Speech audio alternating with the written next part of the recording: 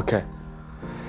Bienvenue dans cette vidéo, c'est encore Aristide, votre frère. J'espère que vous allez bien. Voilà, j'ai fait un post et j'ai dit poser toutes vos questions concernant le garant. Il y a plusieurs personnes qui ont interagi. Félicitations à vous.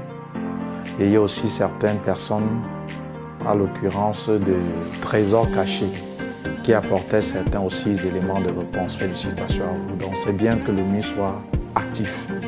Voilà.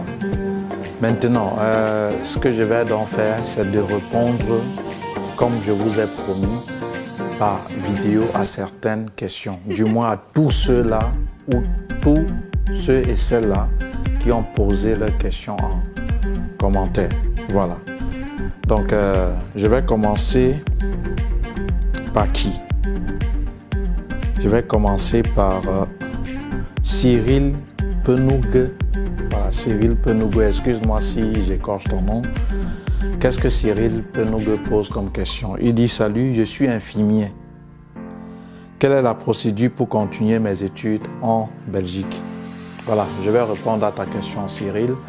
Mais maintenant, hormis de Cyril et après, j'ai encore dit, je vais répondre à toutes ces personnes qui ont posé leurs questions en commentaire. Sachez que, avant de répondre, il y a un programme en formation vidéo payant où j'accompagne ceux qui aimeraient poursuivre légalement les études en leur montrant à travers ce programme en vidéo comment constituer eux-mêmes leur dossier sans qu'une tierce personne les aide dans les démarches. C'est quoi ce programme en formation vidéo? C'est une série de vidéos explicatives qui vous montre de manière détaillée et en de mots simples tout ce que vous deviez faire pour la constitution de vos dossiers. Je vous montre comment constituer votre dossier vous-même et comment via votre smartphone, une simple connexion Internet, contrôler et suivre par vous-même l'état d'évolution de votre dossier. Et sachez que pour cette procédure, s'il y a quelqu'un qui réside en Belgique ou pas, cela n'a aucune importance. Vous sollicitez ou vous contactez des gens en Belgique pour vous aider parce que vous ne connaissez pas que vous-même vous pouviez faire par vous-même. Et en faisant même la procédure par vous-même, vous dépensez moins, vous économisez plus et vous avez le contrôle de votre dossier du début jusqu'à la fin. Par contre, lorsque vous confiez à une tierce personne, vous dépensez plus et parfois vous n'avez même pas le contrôle de votre dossier du début jusqu'à la fin. Donc ce programme vous oriente de telle façon que même après avoir obtenu le visa, vous êtes à mesure, vous voyez, de pouvoir aider quelqu'un qui aimerait aussi passer par vous pour faire la procédure pour les études en Belgique. Voilà. Donc, il y a donc ce programme qui coûte 80 €. Je vais donc commencer avec la première question de Cyril Penoug. Voilà. Je ne vais pas trop détailler. Je vais aller un peu rapidement. Quelle est donc sa question? Salut, je suis infirmier. Quelle est la procédure pour continuer mes études en Belgique? Voilà. Cyril Penoug, de manière générale, ok? La procédure se fait en 4 temps. Je vais citer les 4 temps de manière générale et détailler peu à peu. Et il y a toute une vidéo où je te montre la procédure complète, soit en termes de coût ou peut-être encore plus détaillé les étapes de la procédure. Et quelles sont ces étapes de la procédure? J'ai dit c'est en 4 phases. Je résume généralement. Première phase, il y a la phase de l'équivalent du diplôme. Deuxième phase, la phase des démarches en vue d'obtenir une admission dans une école ou université en Belgique. Troisième phase, la phase des demandes administratives. Et quatrième phase, la phase de demande de visa. Alors, comment est-ce qu'on répartit dans ces 4 phases? Et la procédure se fait sur l'intervalle de 10 mois. Parce que tu peux encore poser la question à savoir, ça peut prendre combien de temps? 10 mois.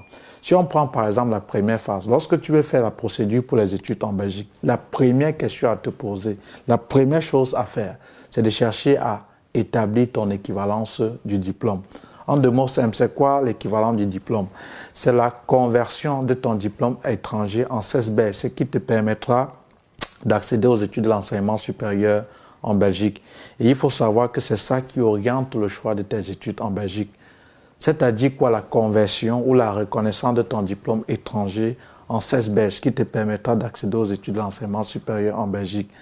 En Afrique, à la fin de tes études secondaires, tu obtiens ce qu'on appelle le bac. C'est grâce au bac c'est le bac qui te permet d'accéder aux études de l'enseignement supérieur. En Belgique, le Belge appelle ce que tu appelles le bac le CES, C-E-S-S, certificat d'enseignement secondaire supérieur.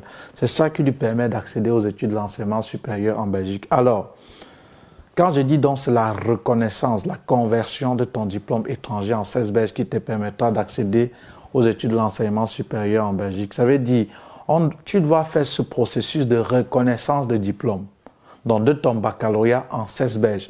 Puisque tu quittes de l'Afrique pour venir en Belgique pour faire des études, il va falloir donc que tu fasses ce processus de conversion, de reconnaissance de ton diplôme qu'on appelle équivalence de ton diplôme. Donc, ton diplôme de bac équivaut au CES belge, ce qui te permettra d'accéder aux études de l'enseignement supérieur en Belgique.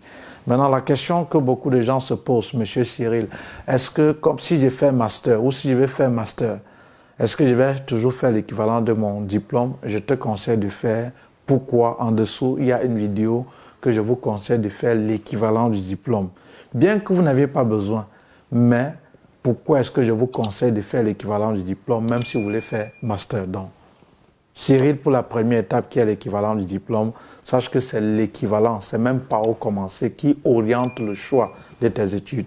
Et dans le programme en formation vidéo, je vais plus en détail pour te donner les documents à fournir pour l'équivalent du diplôme, comment légaliser les documents, comment rédiger la lettre de motivation pour l'équivalent du diplôme, comment envoyer ton dossier au service des équivalences et comment via ton smartphone et suivre l'état d'évolution de ton dossier d'équivalent du diplôme.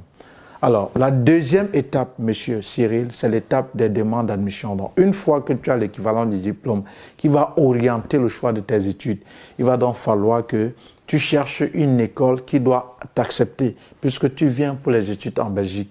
Et alors, il y a tout un programme concentré, les étapes à suivre en vue de l'obtention d'une admission pour les études, les démarches à faire en vue de l'obtention d'une admission dans une université ou une haute école en Belgique. Et les questions à se poser lorsque tu vas faire les demandes d'admission. Quelles sont les écoles, les universités qui regorgent ta filière, la formation que tu veux choisir? Et surtout, le secret, comme je dis pour les demandes d'admission, c'est de choisir une admission en rapport avec tes études antérieures. Parce que, à la fin des démarches, tu dois être soumis à un entretien ou à une interview. Si tu es Camerounais, c'est Campus Belgique. Si tu es dans un autre pays, c'est un interview à l'ambassade ou à l'entretien où il va falloir défendre ton projet d'études. Et si tu as une admission, Monsieur Cyril, qui n'est pas en rapport avec tes études antérieures, tu seras bloqué. Tu ne seras pas aisé à pouvoir défendre ton projet d'études. Et à la fin des démarches, on peut te refuser le visa. Motif, on n'a pas trouvé d'arguments suffisants qui démontrent qu'effectivement vous partez poursuivre vos études en Belgique.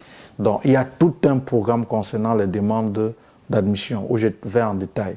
La troisième phase, c'est les demandes les démarches administratives. Une fois que tu as l'équivalence, tu as l'admission ou que tu as cherché un garant pour te prendre en charge en fonction de la durée de tes études, il y a certaines démarches que tu vas faire au niveau de ton pays d'origine en vue de faire en vue de faire ta demande de visa. Par exemple, ton passeport, établir ton carnet de vaccination, ton certificat médical, bref, toutes ces démarches dans le programme, c'est bien concentré. Et à la fin, tu peux faire ta demande de visa.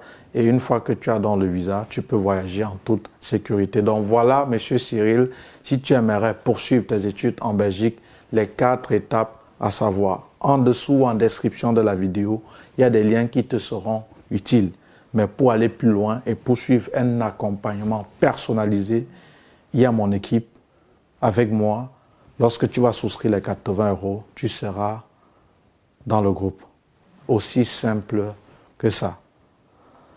Voilà, plus simple que ça, il n'y en a plus. Donc, ça, c'est ce qu'il fallait savoir, Monsieur Cyril, si tu aimerais, en tant qu'infirmier, poursuivre tes études en Belgique.